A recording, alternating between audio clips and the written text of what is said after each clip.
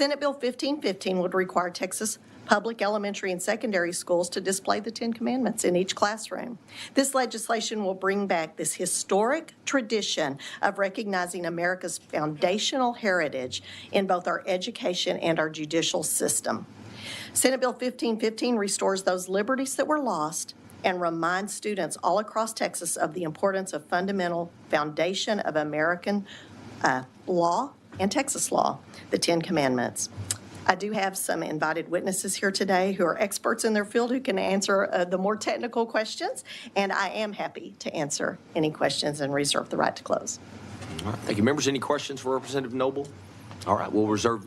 Oh, I'm sorry. Yeah, Representative Talarico. Thank you, Mr. Chairman. Thank you, Representative Noble. I have lots of questions about this bill. One, I want to first acknowledge that the Ten Commandments are important to me personally, important to my faith. I'm sure they're important to many people here on the dais. And in fact, I think the Ten Commandments are hard to obey, and they're meant to be hard to obey. And I don't always think that the legislature obeys the Ten Commandments. So I just want to walk through a couple. Remember the Sabbath day to keep it holy.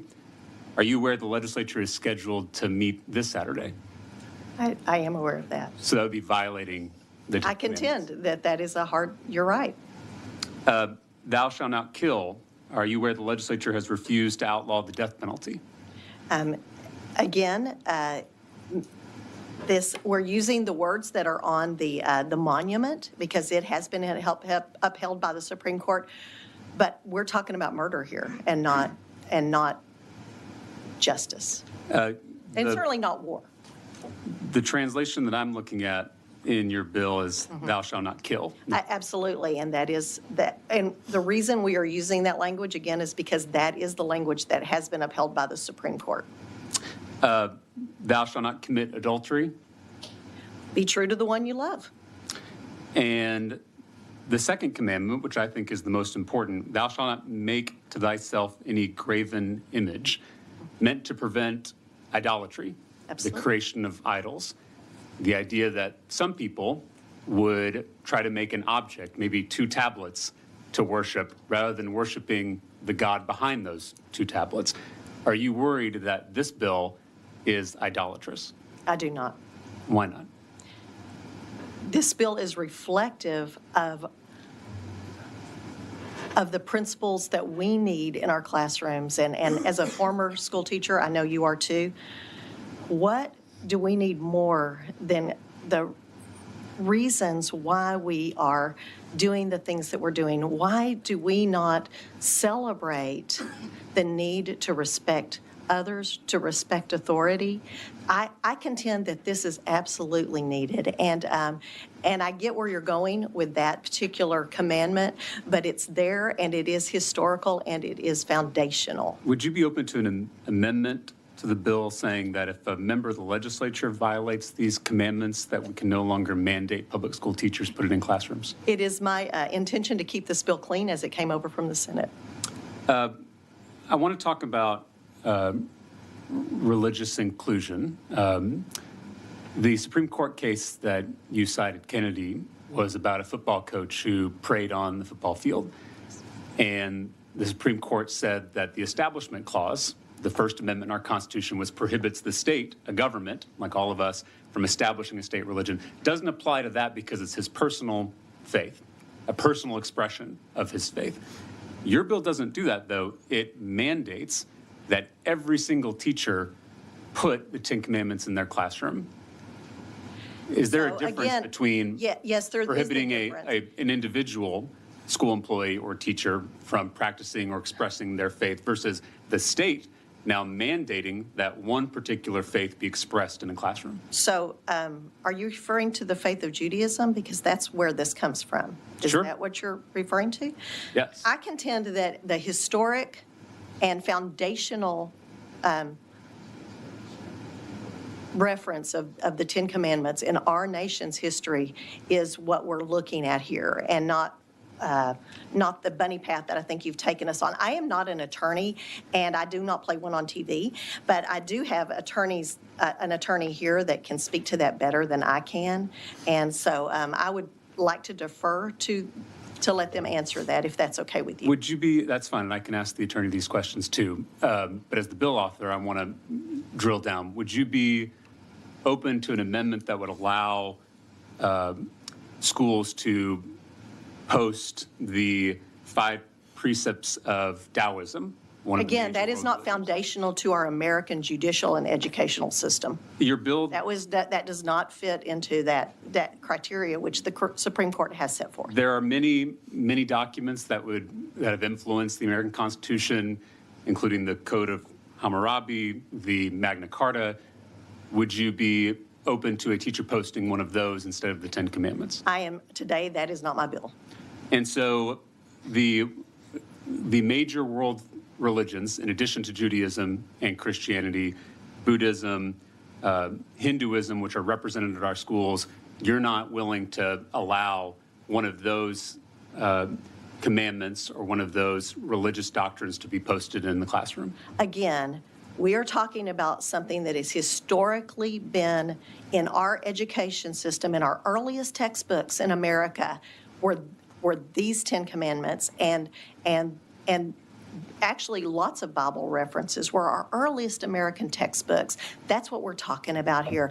I'm not familiar with what you're talking. I am familiar with the Magna Carta, but the others I'm not familiar with, and so I can't speak to those. But do you see why, if our First Amendment is forbidding the state from establishing a state religion, that mandating that one tradition be elevated above the rest would be a violation of that First Amendment? I disagree with that because, again, our judicial system and our educational system, this is foundational to them. I've listed other things that are foundational as well. I am so, if we don't know where we've been, how do we know where we're going? I love history, and this is very foundational to the history of our nation. But I've just listed other documents that are also foundational, and you're not willing to include those in the bill. It's only I am not in this bill.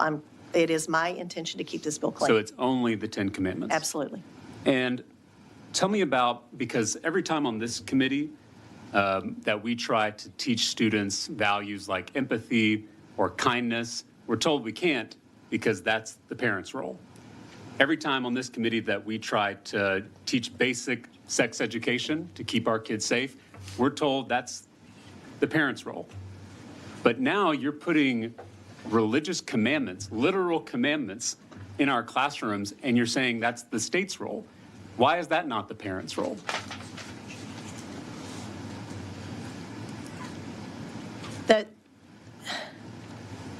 That's really an interesting rabbit trail that you've gone on with that.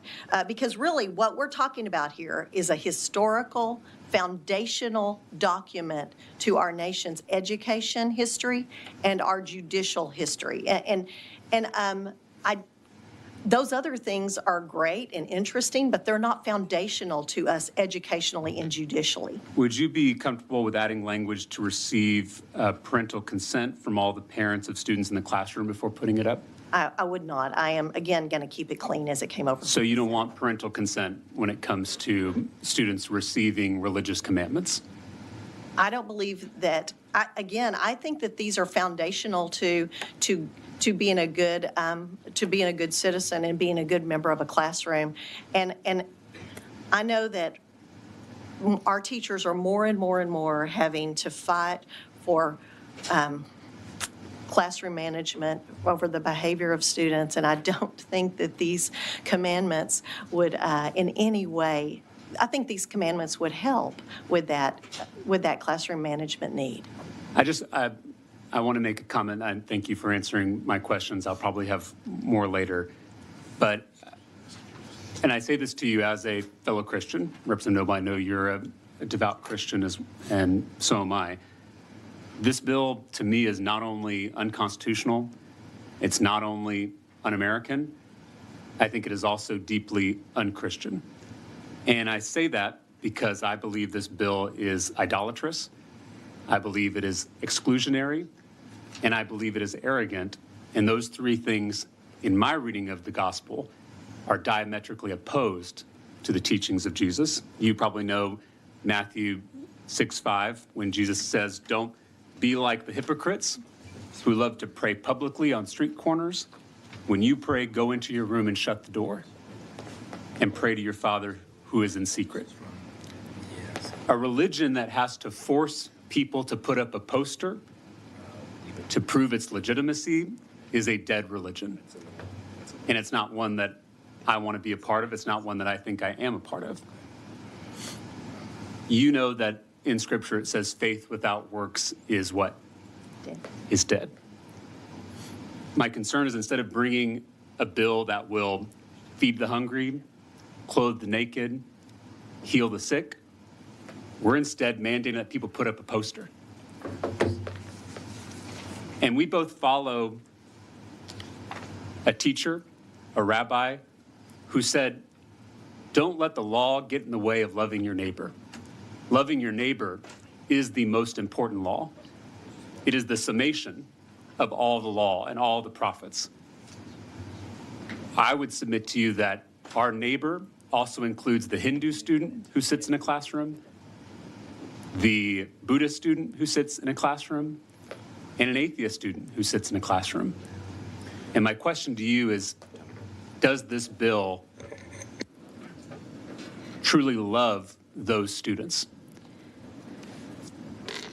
I'm going to go a different direction than I think you're trying to lead me. And that is that a very great wrong was done in our classrooms with that 1980 decision, because this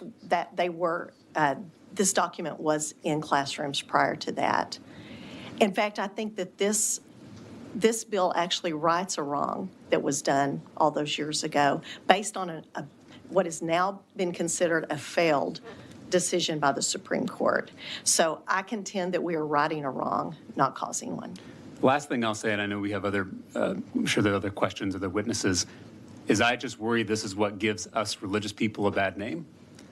That instead of living out the way of Jesus, we're instead imposing our beliefs on other people. Instead of leading by example, we're leading by mandates. And so I'm very offended by this legislation. I know you and I have worked together, and I'm not casting aspersions on you, and I would love to work with you. But as it is currently written, I find this to be a deeply offensive bill. Thank you, Mr. Chairman. All right, members, any additional questions?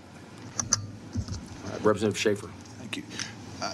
Representative Noble, I know that you read your Bible and you know what Jesus said often in the New Testament. How many times when Jesus was interacting with someone, did he not say, have you not read? And when he was saying, have you not read, was he referring back to the Old Testament? And did Jesus come to eliminate the law? Or did he fulfill it? He fulfilled it. And so if a colleague's going to refer to the words of Jesus, shouldn't we also acknowledge that Jesus was the author of the words in the Ten Commandments? Because we believe those are God's words. And so to use the words of Jesus, to say we should not use the Old Testament, is really not a clear understanding of Jesus at all. And when you read the Ten Commandments, isn't it filled with love for our neighbor? Isn't it filled for honoring God? And every aspect of it points back to loving God and loving our neighbor. Would you agree with that? I would agree with that. Thank you. All right, members, any additional questions? All right, Representative Talarico. Thank you, Mr. Chairman. Throughout the New Testament, which I know you've read, there are religious extremists, Pharisees, who tell Jesus that it's more important to follow the letter of the law. And Jesus repeatedly throughout the New Testament is in conflict with those religious authorities because he repeatedly says, you can't let the law get in the way of loving your neighbor. And he actually says he can sum up all the laws, all the prophets with 2 commandments, love God and love neighbor. That is the summation of the law. And that's what we want our school children to. Would you, perfect. Would you be open to an amendment, rather than the 10 Commandments, we post in every classroom, love thy neighbor as yourself? I would not, Why not? because I want to keep this bill clean as it came over. So if Jesus tells you the most important law The most important is law, love thy neighbor as yourself, you're not willing to put that in classrooms around the state? he summed it up in two ways. Mm-hmm. Love the Lord thy God and love thy neighbor as thyself. You're cutting out half of that. I would be what you willing just to put said. both of those. I am going to keep this bill clean. It is my intention to keep this bill clean as it came over. Thank you, from Ms. the Troy. Senate. Members, any additional questions? I have a question.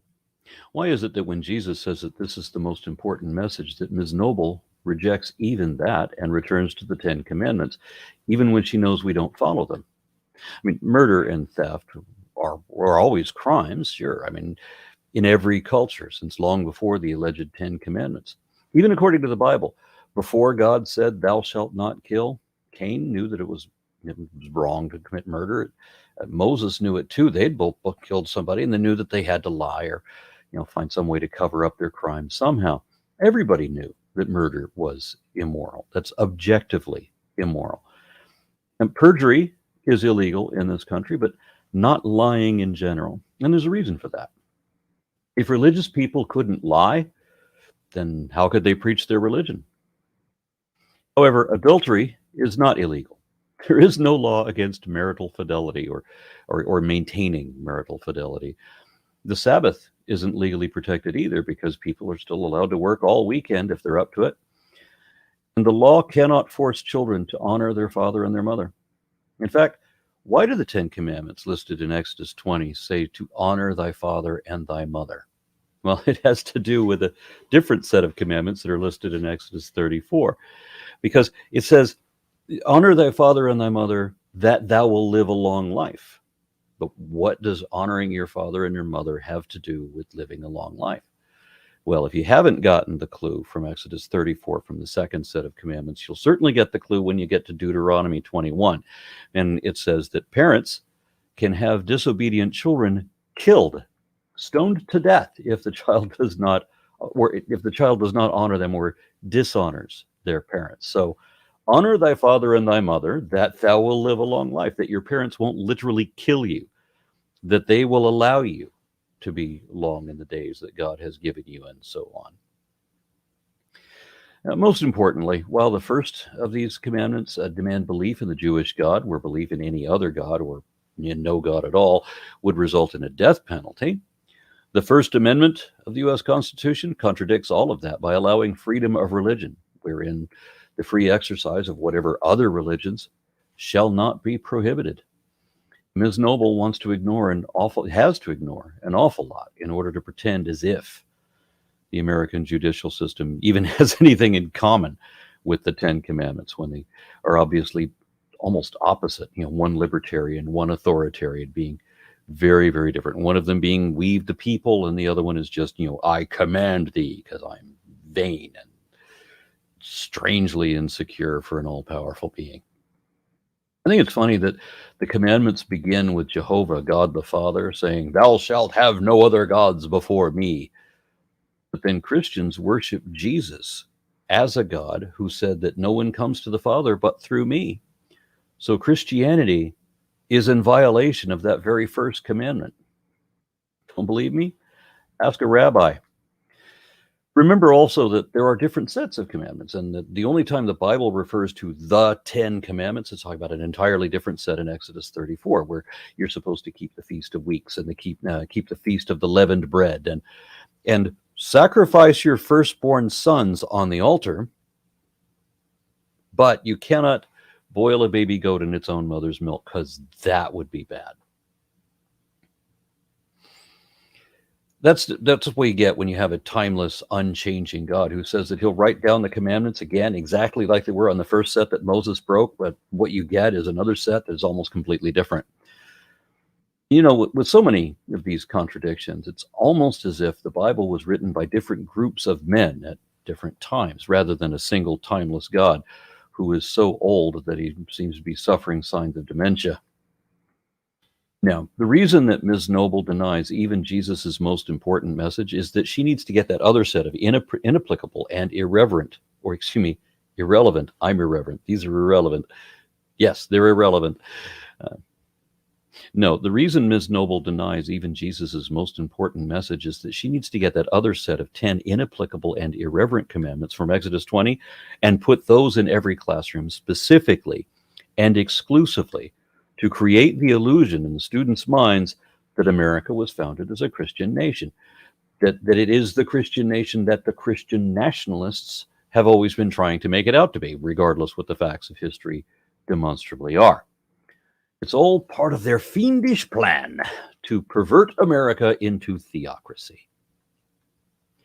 The fact is that the Ten Commandments have no foundational historic tradition in American education or law. And by Ms. Noble's own unwitting admission prior to the Lemon Test being applied, that many people had often stepped over the bounds of secularism, trying to get the United States to establish a state religion, or at least give the appearance of having established a state religion. But these oft-corrected violations of the law do not count as a historic foundational tradition. Supreme Court building recognizes many different lawgivers, not just Moses. Hammurabi's Stela of Law is significantly more influential to our government than the Ten Commandments, because Hammurabi's law, among other things, is the set that Moses' law, Mosaic law, is largely based on. Many of the laws in the list of commandments in Exodus 21, 22, 23, they are actually lifted from Hammurabi's Stela. But Ms. Noble won't allow Hammurabi's code in the classroom because that wouldn't give the impression that America is a Christian country, which is the illusion she's trying to create. That's the only reason she is doing this. So in countering that effort, I have another suggestion. Her bill is worded in such a way as to exclude references to any other religion, on the assumption that the founding fathers were Christian and thus America is a Christian country, and that thus Christianity is the only religion to be considered. But of course, that's not true either. There were deists and Unitarians among the founders, and we didn't have a Trinitarian Christian president until Andrew Jackson.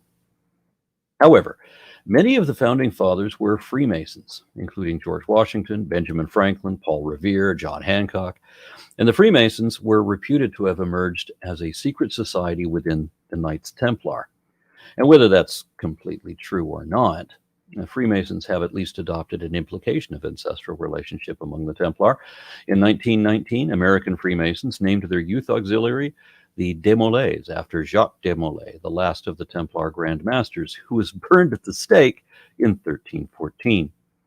Why was he burned at the stake? King Philip IV had many of the Templars in France arrested in 1307, charged with the worship of Baphomet, a winged, goat-headed hermaphroditic deity who was a symbol of balance in various occult and mystical traditions. And some of the Templar confessed to this charge, albeit under torture. So, yeah, they confessed to the crime. We just have to consider the circumstances under which they confessed. You know, this is the Inquisition. What a show. Now, the reputed descendants of the Templars, the Freemasons, were depicted as worshiping this goat-headed deity too. And this is probably just one of many lies that Christians like to tell, you know, that everyone they don't like is somehow of the devil. Yeah, they were supposed to revere the Ten Commandments, even though Christians seem to have never heard of that ninth one, the one against bearing false witness against your neighbor and then burning them at the stake.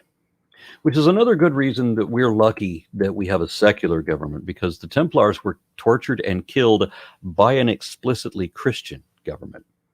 Because there is no hate like Christian love. And whether American Freemasons ever actually worshipped Baphomet or not, we can't be sure. That's one of the downsides of having a secret society. They had secrets. But they did use a lot of symbols, like the Masonic blazing star or the all-seeing eye that is already on all of our dollar bills. And Baphomet is often listed among those symbols used in secret society. And most often it's just references to a goat, but there is that one Grand Lodge in England where the angels have the legs of a goat. So instead of the Ten Commandments, why not consider putting up symbols of Freemasons? And especially this one. I'm not asking for our schools to promote evil, like having a high school named after a Confederate general of the Civil War. Baphomet is a transcendent, transsexual symbol of balance. And I'd have been proud to attend that high school, any high school that was bold enough to put this bad boy in their front steps. if that legislation goes forward, they put the Ten Commandments into the classroom, I assure you, Satanist literature will be in there alongside it. Promise. Write it down. It's going to happen.